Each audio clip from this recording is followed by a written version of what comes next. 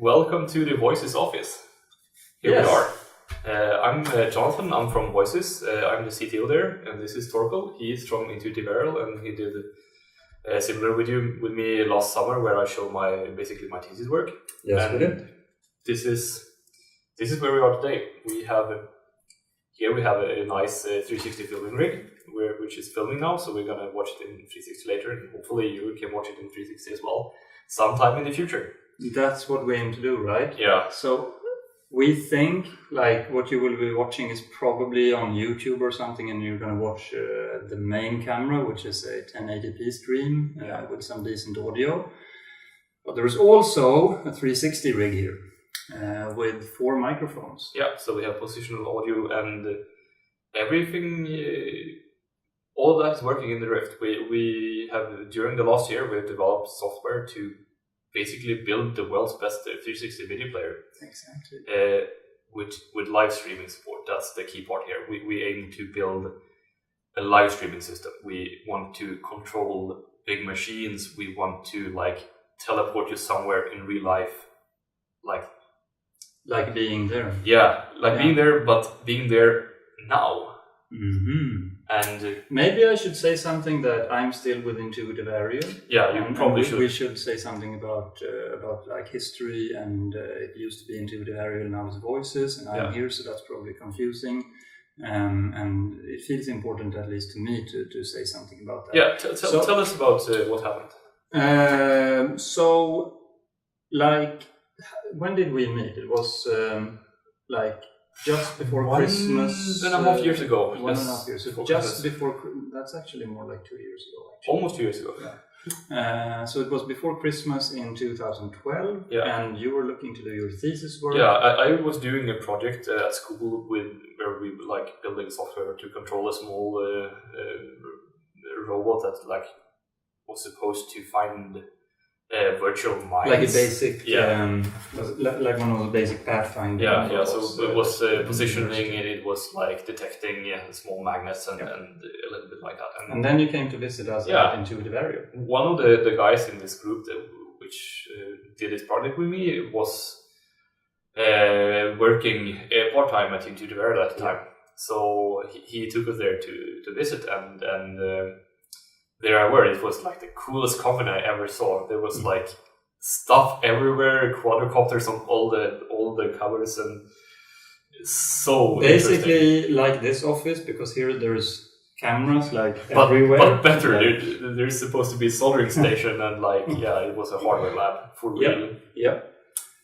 And then you immediately said, this is where I want to do my thesis work. Yeah. And I always keep a few projects, how do they say that, up my sleeve or something like that. So I introduced Jonathan, I introduced you to one project. Yeah.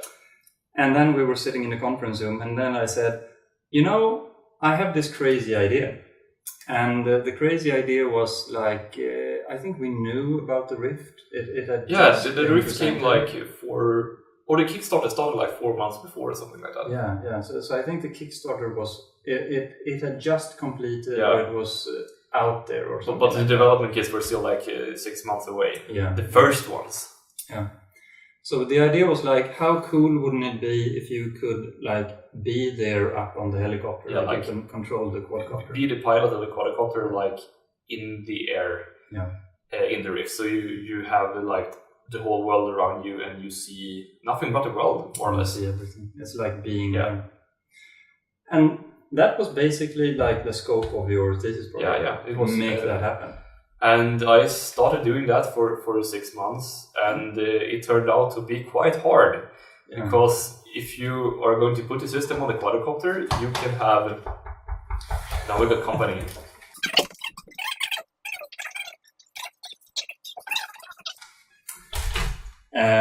Where were we?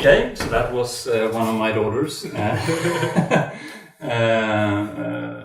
wanted to borrow a flag. Yeah, exactly. Which is really random, but okay. We were talking about the problems with having this system in the air is that you can't weigh anything, and you can't use any power because there's only the batteries, and you have no network connection, no good network connection. So you need, and it's not like you have one camera, because there are some okay but expensive solutions for streaming one camera with high definition to the ground. Yeah. And you also need extremely low latency. Yeah, to be able to fly the thing. Because if you have a loss of latency when you fly, it doesn't work. It doesn't work, no. And it's round trip control latency. So like in the normal Rift application, you're talking about the latency when you turn your head and you see different parts of the image. Yeah. Here you also have the latency not only in your computer. You actually have three latency loops. The one latency loop with the one that Oculus always talks about, which is the motion to photon latency. Yeah. That one can still keep really low. Yeah. And then there is the video to photon in the Oculus latency, which is like the camera captures the video, you capture the video from the camera, and then you send it somewhere, and then you decode it, and then you put it to the graphics card. That's basically that round trip. That's the other loop. And then there is from the video, and then to your mind, and then to the control signal, and then back to the quadricopter. And that's the longest loop, and that one is hard. That one is brutally hard. Yeah. And that's the one that you really want to keep low when you have a quadcopter, because you can do fancy FPV things, and you want that to be like feed. When you move the stick, you want to feel like you're in Star Wars and driving a pod racer, more or less. Yep. And I mean, looking at the technology, we have the GoPro based rig here. When you did your thesis work, it was basically USB webcams. Yeah, and back then it wasn't looped around. We only did it with two streams forward to do stereo, and it was like the first steps. Yeah. Then later during that summer, I did a project together with the Visualization Center in Norrköping to basically put this video on a dome theater. Mm-hmm. So they gave us money so we could buy a GoPro rig, and then I modified the software so I could more or less capture video and stitch it to the dome. So basically back then it was a video stitching program.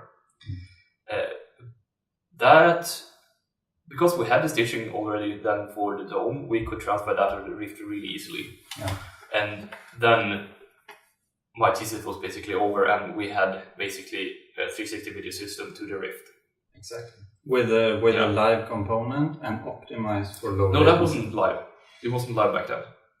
Oh, it was live. It was live during the summer when we did the the systems had support for live, but we basically didn't have a complete system. That you mean like when you did the dome thing for the visualization center here in Norrköping, where we were, by the way, then it wasn't live. Yeah, that's correct. Yeah. So we had like two parts of the same system, where one part could stream over a network and display it, and the same system could also capture from display things from files. Yeah. And we didn't have a camera system where we could capture all the streams at the same time. Mm-hmm. And then basically development. And I think this is the time when I should speak a bit about intuitive aerial and that part of this sort of equation, because intuitive aerial makes high-end multi-rover systems with large gimbals able to carry about 20 pounds of camera payload. So it's really, really nice high-end quadcopters or multi-rotors. And it's Intuitive Aerial is a startup as well. And we were founded in 2009, 2010. And back then, just getting one of these helicopters up in the air was quite a challenge. So we worked for 1 or 2 years getting this prototype rig out. And we realized that the market is sort of exploding everywhere, but you need to focus. And the market that we found and that we are addressing now is the top of the line high-end. So we fly with RED cameras, we fly with the Sony F55, we have flown with the Alexa, and so this really high-end motion pictures. Have you flown with a stereo setup yet? Yeah, I haven't done it, apart from some... there is some guy in New York who flew with a double RED camera. That's crazy. Yeah, I think that's actually crazy. I want to build that's a way about 360 rig. Yeah, that would be so awesome. I actually saw some guy and fly with it. There is somebody has done that in. Yeah. Have you seen that? The 0 Point. Basically, the first 360 movie is called 0 Point, and they actually have a rig with 4 red epics. Okay, is that Jaunt VR who's doing that? I don't think so. I think it's actually a small production company. I don't remember what they're called. Because there are not that many people out there in the world who's doing this stuff. No. So basically, to get to my point, Intuitive Aerial is a fantastic company, and we are actually doing really great now. We are finding traction on our market. We are more happy than ever with our product, but it's been a lot of tough work during this last year getting that done. So basically, last summer, I realized that this is a super interesting project, but it's we need to keep focus at Intuitive Aerial, so we needed to find some other way of making this work. Yeah. So that was around the end of last summer, more or less. Yeah. And after that, I more or less had like 6 months where I finished up my studies and was in the process of searching for somebody to found my new company with, to like bring this technology forward and do something with it, because it's so much fun. Yeah, it is. And I tried to help you as best as I could, but we needed to keep it apart from Intuitive. Yeah. So you coached me to find a CEO, and we co-founder basically. Yeah, a CEO co-founder. Yeah. So around November last year, I found a guy called Magnus Persson, who was one of the founders of the company Dream Park back in around 2000s. So he's basically a seasoned entrepreneur. Yeah, it was a match made in heaven. I could like focus on the technology, focus on building system, focus on what I really like to do. I like building stuff, I like tinkering with stuff, I like creating. And I can focus on exactly that, and Magnus can help me build a company around it and like pushing forward. Voices. Yeah. That was the beginning of Voices. Voices was founded in February this year. So 2014 February. And I did my last exam for school on a Thursday, and on the Monday afterwards we were at the bank and put in the what is it called? I would like to call it deposit, but I don't think deposit is a right term. In Sweden, when you found a limited liability corporation. Is it called? That is a crazy name in English. It's that's a rat hole, but it's actually a better name than it is in Sweden. Okay, that makes sense. When you found one of those in Sweden, you put down like 50,000 kronor as a deposit to basically have some capital, and that is basically the beginning of the company. Yeah. And we did that the Monday after my last exam, so it was a nice feeling, to say the least. Yeah. So that's a bit about us. Yeah. Now I think that we should maybe we should speak a bit about what the idea with this is. I mean, we did the Oculus flight thing last summer, and it was like we had an idea we should at least put out some video about this cool thing we had, and I think we got like 150,000 views. 188. I checked like a few days ago. But it hasn't gone up in like a year. It's basically dead. But basically it exploded all over the internet, and it was one of the first videos where it was shown like you could do some live things with the Oculus. And we haven't done anything since. And I've been speaking to... That's not strictly true. We have no, but, okay, sorry. We haven't put any video material. We haven't told the world about it. No, we haven't talked about it. No, we haven't talked about it publicly. And the reason is just it's really hard to find the time. I mean, you see the kids and the two companies and everything. Yeah. So this is I will talk a little bit about what's happened like for the first few months of this company.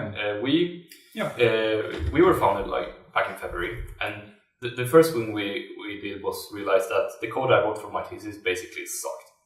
We had to rewrite everything. We have to do it good so we can build something like stable on it, so we can continue growing the software and build something amazing out of it. So we basically threw everything out and started from scratch with all the experiences from the previous iteration and started coding. So that's what I've been doing for 8 months now.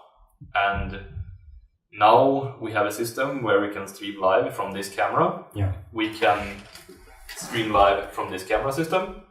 Yeah. We have. Yeah, which is awesome. Which is awesome. Yeah. This is actually the system we wanted to build from the beginning. Yeah. But to be fair, this is a hack. This is a really maybe we should hack. Yeah. Because this is basically 5 independent analog senders, like analog FPV systems, strapped together. Mm-hmm. Is this the receiver station in the picture? I think that you need to pull it out of I can pull this thing out. So, like there, you should see it. Yeah, more or less. Yeah. This is 5 analog video receivers for FPV systems, and So I mean, the long-term goal of Voices is to enable true telepresence, where you really feel like you're in another place. At least that's my understanding of what. There is a few different visions. One of the visions is to like become the broadcasting middleware company, where we sell the software to the broadcasting corporations, so we can actually.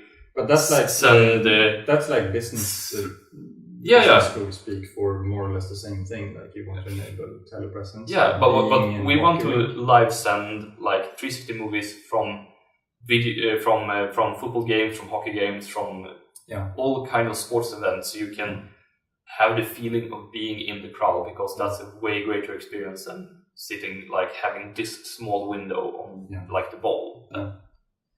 Doesn't make any sense. No. Can I speak a little bit more about this quadrocopter?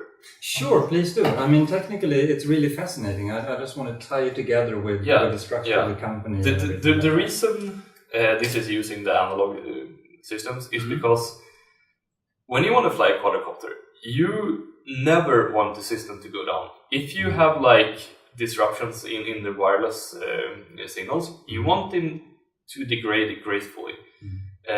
Digital broadcast doesn't degrade very gracefully. They like either they work and then they work really well, or they don't work. When you have an analog system, it can sort of work like a lot, like from when the digital system goes black, basically. And so that's the reason why this uses. And I think it's interesting also, like when you did your thesis work, you had the need to have a general purpose computer, like a laptop. Yeah. And I mean, the reason for the laptop is you can't just take a camera or you can take an IP camera and plug it into a Wi-Fi router. We used Wi-Fi, you used Wi-Fi in your thesis. But in order to keep the latency low, the IP camera basically sucks, because an IP camera is inherently, which it doesn't really make any sense, but IP cameras are usually high latency. Right? Yeah, we have a theory about that you could actually use ordinary IP network cameras for this sort of application, but I tried this a few days ago and it has like 2 seconds of latency. Yeah. It's crazy. I know. And it's like hardware coded. Pan, tilt, zoom cameras. Yeah. I find the same thing. Maybe it has something to do with buffering and then putting priority to keeping an even stream rather than doing it. Yeah, it's basically they don't have the requirements to have low latency, so they have never focused on it, and then they ended up with a system who has 2 seconds latency, and for their applications that's fine. Yeah. But for our application it sucks. Completely. So you can do it with if you have like a general purpose computer up there, then you can do it with the USB, which is relatively low latency, right? Actually, USB 3 is really amazing. Yeah. We haven't tried it yet, but as far as I know, you can get 6 millisecond scan out from the sensor to actually memory in the computer. 6 milliseconds. That's incredible. Is it? In the GoPro, we have there is around 100 milliseconds in the GoPro itself. Yeah. But that's to HDMI, right? Yeah, and then there's like 15 milliseconds in the capture card. Okay. Because the live streaming system we have today uses a read with the 5 video capture cards that captures video from the GoPros and then process it and sends it somewhere else. So we can capture video in one location, send it somewhere else, and then people can sit there with the Rift. We have done some trials with like using this as a video conferencing system. So you have the camera live streaming from a conferencing table, like at one of the seats, and people have a meeting where you need to look around and look at different things. Somebody's showing like a prototype, somebody's showing a presentation on the other side of the room, and you want to see all that, but the people in the room have no need to see you. So you can sit in another city with a Rift and feel like you are there and appreciate the content the same way as they do. Exactly, and you have it's also inherently multi-user because you can have one unit and then you can broadcast the same out. Yeah, that's cool. So that's one of the applications we're looking at. Getting back to the latency part and this quadcopter here, if you want to do it fancy digital high def way, you end up with a computer, and that's really. You need to put some development effort in order to get that really small. It's hard to do, and you have the link stability thing where Wi-Fi will either work perfectly or it doesn't work at all, and then you lose your drone. And then you connect this to capture cards, right? Yeah. And that's pretty cool. Yeah. And if we make this thing work, and actually, it's all your work. What you should do is you should record a live stream from this thing when it flies, or at least taking it around the office in the hand. And we should be able to put that up on the 360 stream, which is here. So we can sort of switch to that. And I hope that in the 360 stream, when we're talking about things, we should actually be able to switch to the other view. And I'm really inspired by, I should give a shout out to these 2 or 3 girls in San Francisco. And I don't really know their names, but LVR. Yeah, amazing project. So it's really fun. Yeah, it is. And also like... Really inspiring. Yeah, and it's medium-wise inspiring. Yeah. Like exploring the sort of podcast medium in 360. Yeah. Gives it such another dimension. Like they only have 2 episodes when they've done it, and to my knowledge, those are the first 2 episodes of anybody who's done that sort of thing. So this should be number 3, right? Maybe if we get it out there. And in one of the episodes, 2 of them are talking there, and then a third of them is doing some crazy thing with straw or something in the other end of the room. And it was like, it's like being there. All of a sudden I was turning around in my chair and watching what she was doing over there instead. And it's really cool. Yeah. It's a different thing. So I would like to get this up just like that. Okay. So, I don't know. Is there anything more I can say at the moment? I don't know how long we should keep this. Short. You think People have no attention span. People have no attention span. That LVR thing, that's like an hour. I mean, maybe it's 20 minutes. But we aren't that interesting. No, we're not girls. We should bring my kids. You definitely have to cut it out. That was very sexistic. Oh, yeah, maybe it was. Yeah, that is sexistic. Yeah. Men det uttalas inte så. Sexistic. Is it? We have a part here that has to be cut out. Okay. I don't know if that is sexistic. Is it? I think so. That it's more fun to watch them because they're girls? Yeah, to say it is sexistic, but it's true. That's the sad part. Maybe it is sexist, but because I didn't feel like I was making an object of them. No. And it certainly was an honest compliment, and I think it's more to do with like girls are more they are better at chatting and keeping that interesting than guys are. That is true. In general. So or is it? Don't you think so? I don't know. No, I think it's more individual. Maybe we should cut this part out. Yeah, definitely. We cut it out. Do we have anything more? I have lots of ideas and thoughts about different things, but maybe we should keep them out. Like